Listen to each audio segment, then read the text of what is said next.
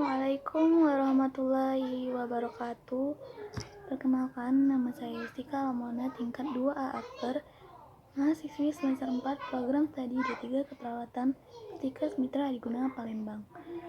Kali ini saya akan menjelaskan apa itu yang dimaksud dengan osteomyelitis, mulai dari penyebabnya, patofisiologis, hingga ke pencegahannya. Osteomyelitis itu sendiri adalah infeksi tulang.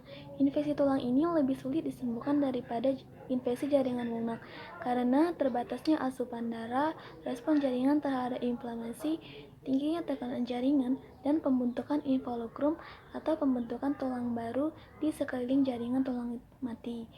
Osteomyelitis dapat menjadi masalah kronis yang akan mempengaruhi kualitas hidup atau mengakibatkan kehilangan ekstremitas. Menurut Departemen Kesehatan Republik Indonesia tahun 1945, osteomyelitis itu sendiri adalah infeksi bone marrow pada tulang-tulang panjang yang disebabkan oleh Staphylococcus aureus dan kadang juga disebabkan oleh Haemophilus.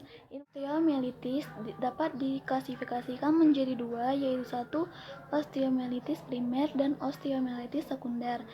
Nah, yang osteomyelitis primer ini penyebarannya melalui hematogen, di mana mikroorganisme berasal dari fokus di tempat lain dan beredar melalui sirkulasi darah. Yang kedua, osteomyelitis sekunder. Osteomyelitis sekunder ini terjadi akibat penyebaran kuman dari sekitarnya akibat dari bisul, fraktur, dan sebagainya. Adapun berdasarkan namanya infeksi, osteomyelitis dibagi menjadi tiga, yaitu satu osteomyelitis akut, osteomyelitis subakut, dan osteomyelitis kronis. Osteomyelitis akut terjadi dalam waktu 2 minggu sejak infeksi pertama timbul atau sejak penyakit pendahulu timbul. Infeksi ini biasanya terjadi pada anak-anak dan jarang terjadi pada orang dewasa. Biasanya sebagai komplikasi dari infeksi di dalam darah. 2. Osteomyelitis subakut, yaitu osteomyelitis yang terjadi dalam waktu 1-2 bulan sejak infeksi pertama atau sejak penyakit pendahulu timbul. Yang ketiga, osteomyelitis kronis. Osteomyelitis kronis terjadi dalam waktu 2 bulan atau lebih sejak penyakit pendahulu timbul atau sejak infeksi pertama timbul. Osteomyelitis akut dan osteomyelitis kronis biasanya terjadi pada orang dewasa dan biasanya terjadi karena ada luka atau trauma. Misalnya, osteomyelitis yang terjadi pada tulang yang fraktur. Osteomyelitis menurut penyebabnya adalah osteomyelitis biogenik yang terdiri dari Staphylococcus ini pada orang dewasa, Staphylococcus pada anak-anak, Pneumococcus, dan Gonococcus. Gejala osteomyelitis, gejala yang biasanya menyertai adalah demam, malaise, anoreksia, serta rasa nyeri yang konstan dan progresif pada daerah tulang yang terlibat. Gejala pada awalnya dapat menutupi gejala lokal secara lengkap. Pada pemeriksaan fisik, dapat ditemukan adanya kemerahan dan bengkak. Pasien menggambarkan rasa nyeri yang konstan, berdenyut, semakin memberat dengan gerakan, dan berhubungan dengan tekanan push yang diberikan. Pemeriksaan penunjang yang dapat dilakukan melalui 1. Pemeriksaan darah, 2. Pemeriksaan antibodi anti-Staphylococcus, 3. Pemeriksaan feses. Untuk kultur dilakukan apabila terdapat kecurigaan infeksi oleh bakteri Salmonella. 4. Pemeriksaan biopsi tulang, 5. Pemeriksaan ultrasound, 6. Pemeriksaan radiologis, 7. Pemeriksaan tambahan yang terdiri dari bone scan dan MRI. Nah, komplikasi yang dapat terjadi pada penyakit ini ada komplikasi dini dan komplikasi lanjut. Komplikasi dini meliputi A. Kekakuan yang permanen pada persendian terdekat. Komplikasi ini jarang terjadi. B. Abses yang masuk ke kulit dan tidak mau sembuh sampai tulang yang mendasarinya itu sembuh. Komplikasi lanjut yang terdiri dari A. Osteomyelitis kronik ditandai oleh nyeri dan penurunan fungsi tubuh yang terkena. B. Faktor patologis. C. Kontraktur sendi. D. Gangguan pertumbuhan. Nah, faktor resiko osteomyelitis ini dapat menyebabkan terjadinya osteomyelitis.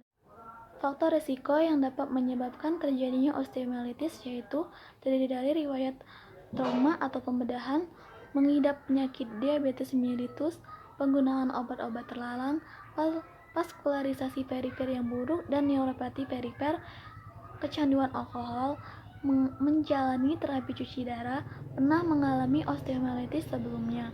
Penyebab yang paling umum dari osteomyelitis adalah bakteri Staphylococcus aureus yang biasanya ditularkan secara hematogenus, yaitu pengobatan osteomyelitis. Ada beberapa cara untuk pengobatan osteomyelitis itu sendiri, yaitu 1. Mengistirahatkan bagian yang terlibat. 2. Pemberian antibiotik broad spektrum. 3. Berikan tata laksana suportif dan pereda nyeri.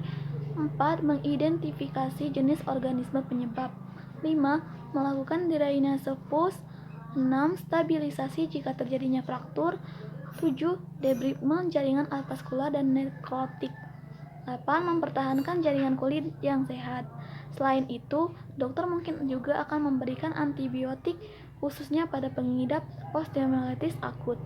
Antibiotik yang diberikan umumnya antibiotik empirikal yang bersifat broad spectrum antibiotik. Antibiotik ini diberikan secara IV atau intravenous selama 4-6 minggu.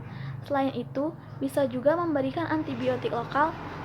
Selanjutnya, bila dianggap perlu atau dibutuhkan, bisa juga dengan melibatkan tindakan pembedahan untuk debridement ataupun drainase pus. Terakhir yaitu cara pencegahannya. Cara pencegahannya dapat dilakukan dengan pemberian antiseptik dan septik yang benar.